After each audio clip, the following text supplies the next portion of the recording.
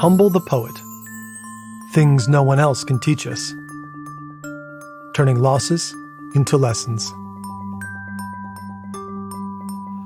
Humble the Poet has experienced plenty of setbacks. As a Sikh spoken word artist who wears a turban, he's no stranger to racism and discrimination. He also had to put up with fierce criticism from members of his own community who felt he was disrespecting his culture and faith. To follow his dreams, he quit his day job as a teacher and went into debt. Along the way, he's been lonely and full of self-doubt. He's put his trust in scam artists and had lousy performances. He's also had his heart broken numerous times. You could say that he's an expert in adversity. But today, he wears each of these setbacks and failures on his sleeve, because he knows that none of the triumphs in his career could have existed without those difficult times. And that's the key idea that this blink is about.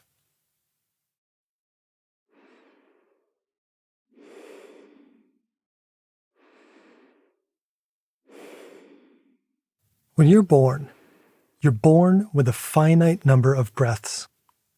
That's right. You have, in a sense, an expiration date. Does that sound terrifying? Well, death scares most people.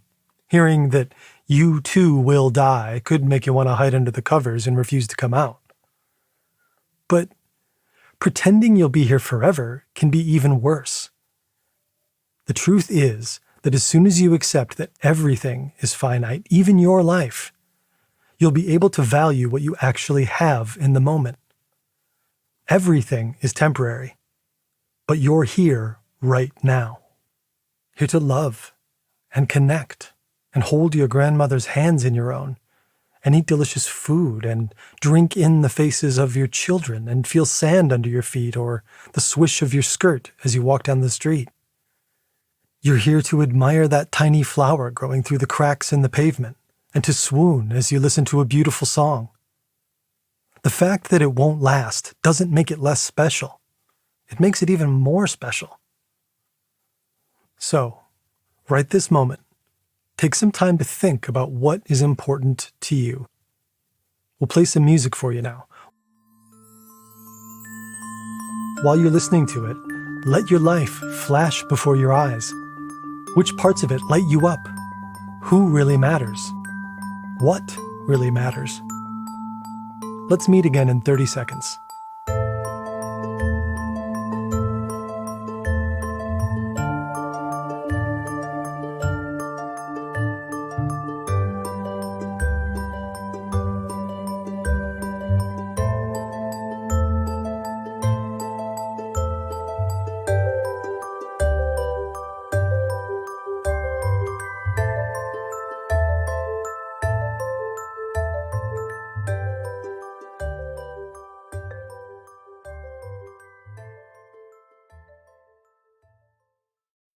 Now comes the hard part.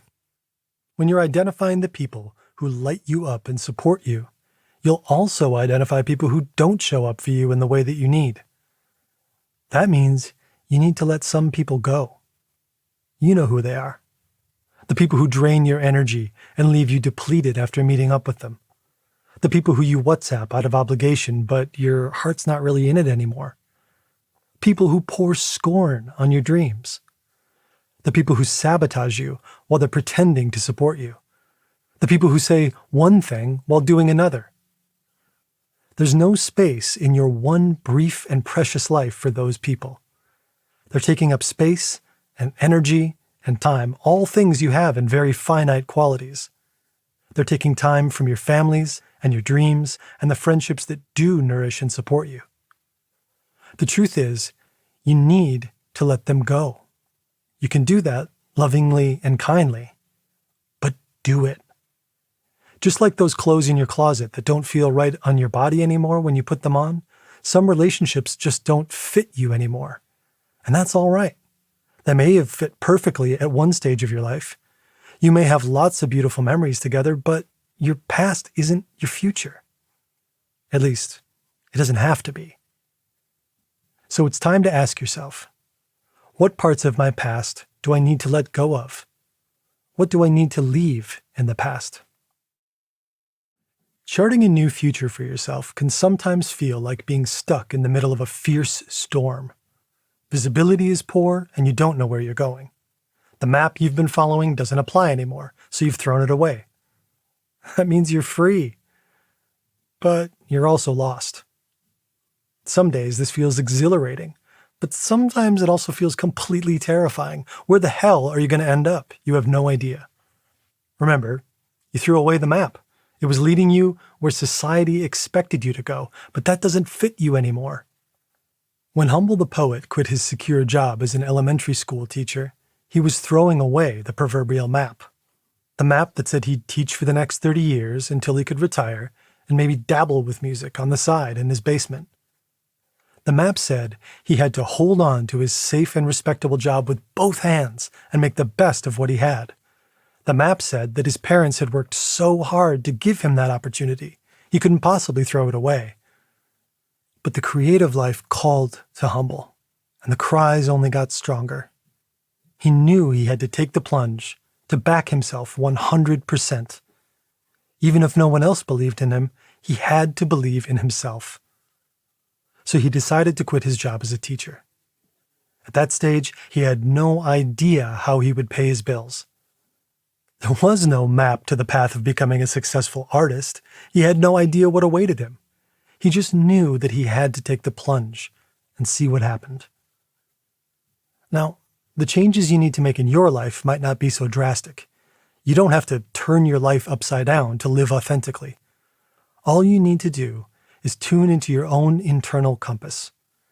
Because that compass is so much more important than any societal map you were following.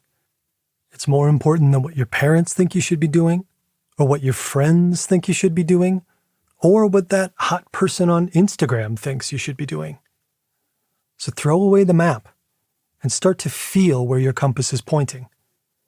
The only thing that matters is that you follow that arrow, wherever it leads. Living in Los Angeles, Humble the Poet had bought into the city's hustle culture.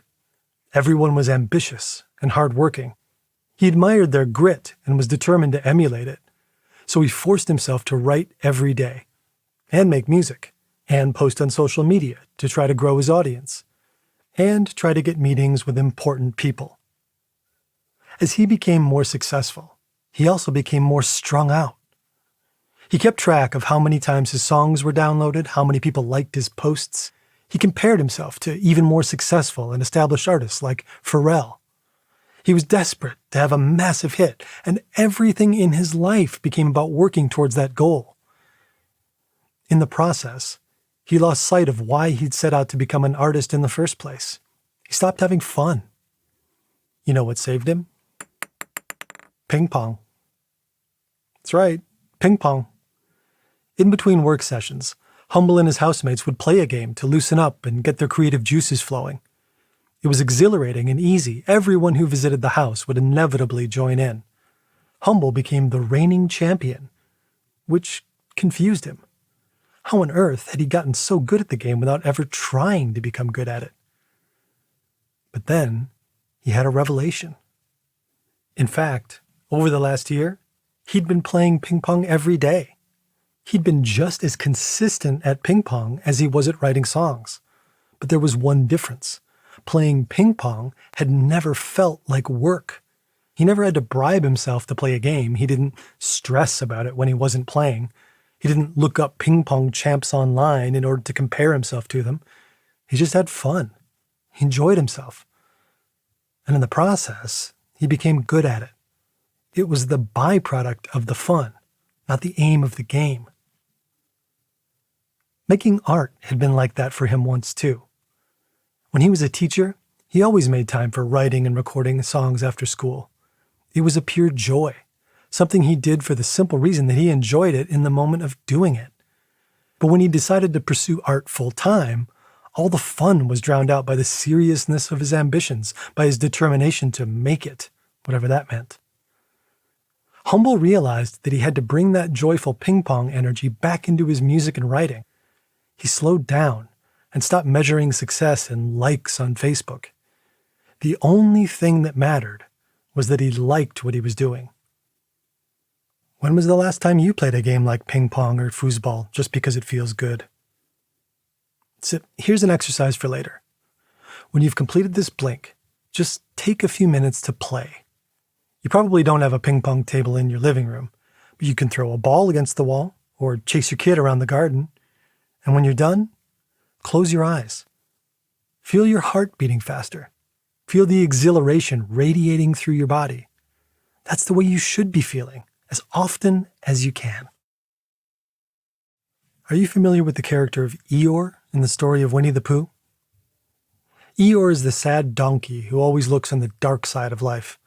No matter how much everyone tries to cheer him up, he always seems to see the glass half empty. Eeyore is convinced that nothing will work out for him. And guess what? It doesn't. We all have an inner Eeyore.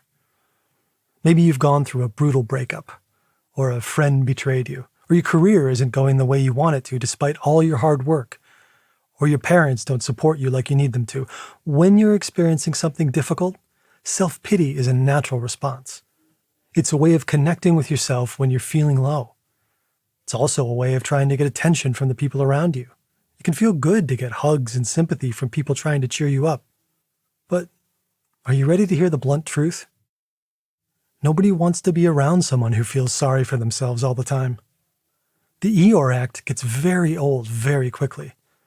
So if you carry on that way, your friends will start to avoid you, which of course will only fuel your self-pity even more. Self-pity is to emotional connection what McDonald's is to food. It's quick and easy, but it doesn't last, and it might well leave you feeling a bit queasy. The thing is, everyone goes through hard times. You're not special. Everyone around you is dealing with shit too. But self-pity will keep you stuck in your head and unable to be there for your community.